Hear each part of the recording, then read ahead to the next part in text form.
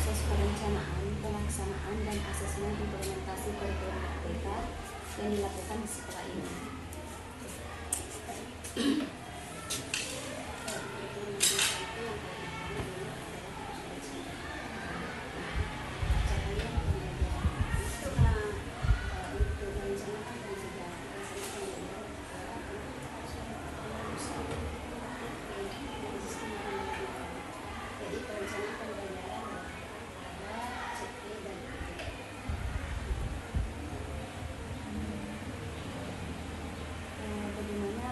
Sistem yang dilakukan dan bagaimana strategi sekolah dalam pembinaan dan evaluasi kinerja guru untuk memastikan kualitas pengajaran.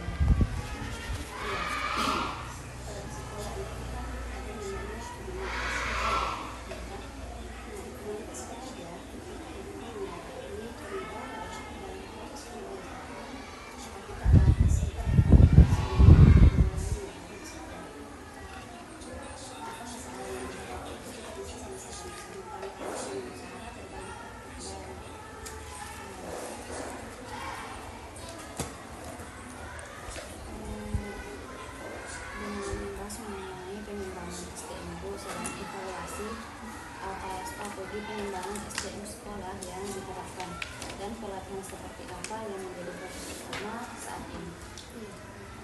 Sekarang kan kita dalam pembelajaran mendalam, jadi kita lagi tadi kita itu kita ingin meningkatkan bagaimana proses dalam kelas kita sudah ada 6 topik perencanaan sekarang kita dimensi lulusan.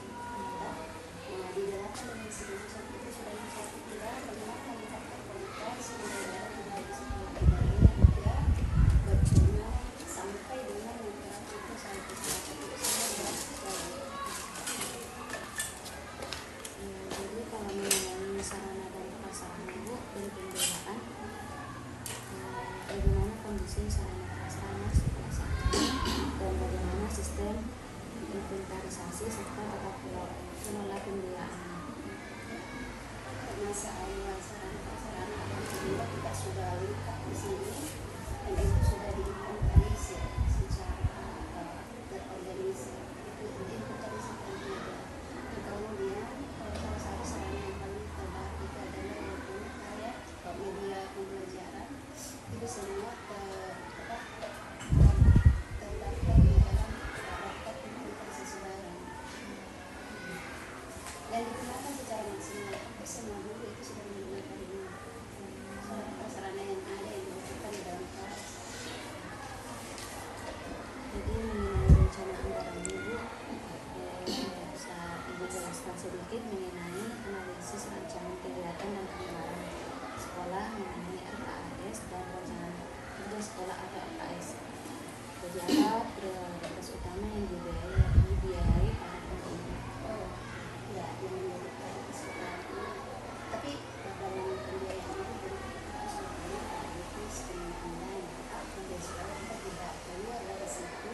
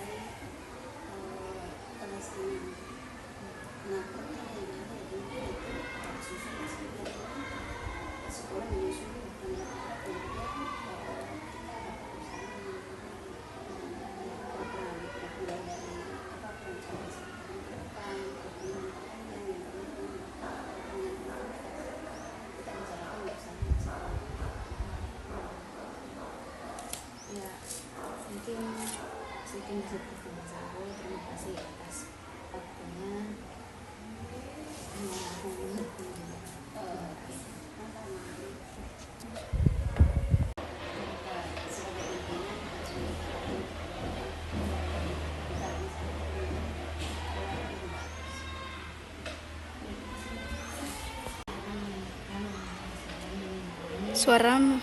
mengenai kepemimpinan, kemitraan, dan budaya sekolah. Jadi bisa dijelaskan Pak Mario dan bahkan kemitraan sekolah dengan masyarakat serta bagaimana sosial pekerjaan menentukan komunitas di luar. Kalau kemitraan dengan masyarakat itu orang tua siswa,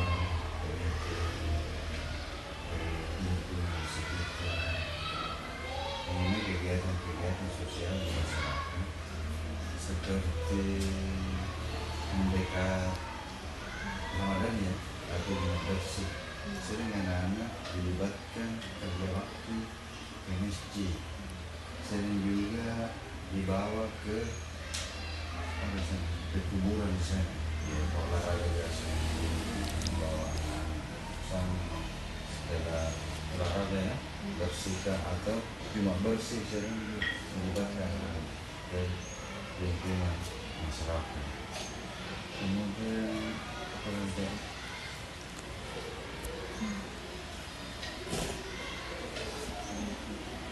Dan dia kepemimpinan Pak. Ya, kepemimpinan dan komunikasi seperti apa yang Bapak lakukan dalam memimpin guru dan staff dan bagaimana strategi pembinaan yang digunakan. Kemungkinan kami adalah kemungkinan yang terbuka, yang tua dituakan. Kami terus menerima masukan dari guru dari teman. Kemudian disatukan dalam satu forum rapat ide-ide dari teman guru, masukan dari guru, kemudian dijadikan suatu kebijakan dari kepala sekolah untuk mengambil suatu kesimpulan bahwa hal ini harus kita lakukan untuk peningkatan prestasi siswa. Dan sekarang kan selalu mendorong terus bagaimana sekolah itu meningkat, terutama prestasi akademik dan non-akademik, seperti olahraga, seni sastra. Kemudian sekolah kita itu kemarin ada namanya komunitas belajar guru. Dari situlah setiap pekan menyimpulkan semua masalah atau kendala dalam proses pembelajaran di kelas semua, mulai dari kelas 1 sampai kelas 6, kemudian mata pelajaran PJOK, pendidikan agama Islam, semua disatukan dalam satu forum rapat komunitas belajar. Dengan cukup mengenai budaya sekolah, bagaimana penerapan SOP dan tata tertib di lingkungan sekolah, dan apa saja lintasan tata tertib dan SOP yang menjadi kunci kedisiplinan. dan sekolah kami itu terus kami tingkatkan kedisiplinan, terutama mematuhi tata tertib. Kami intinya keberhasilan adalah kedisiplinan, disiplin belajar, disiplin latihan, dan disiplin istilahnya menempatkan ada tempatnya. Kalau belajar setiap pada saat upacara itu siswa harus sudah hadir di sekolah jam 7, paling lama jam 7 sudah berada di sekolah, karena upacara itu dimulai jam 7.15.